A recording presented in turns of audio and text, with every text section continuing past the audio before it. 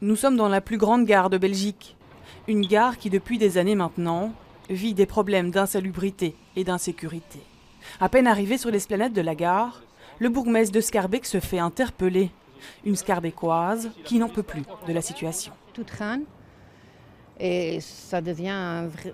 C'est sale quoi, c'est une poubelle. Voilà, c'est un quartier poubelle. Un quartier poubelle, une situation dénoncée depuis des mois par la compagnie de Lijn. Une nouvelle réunion avait lieu aujourd'hui.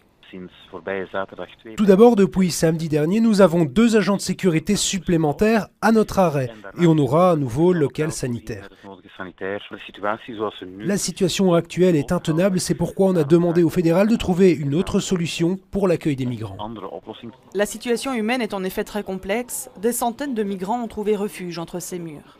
Une problématique migratoire donc, sécuritaire, locale, bref, 3 niveaux de pouvoir sont compétents. C'est compliqué en termes de compétences, évidemment. La question de la migration, de l'asile, de l'accueil, c'est une compétence fédérale.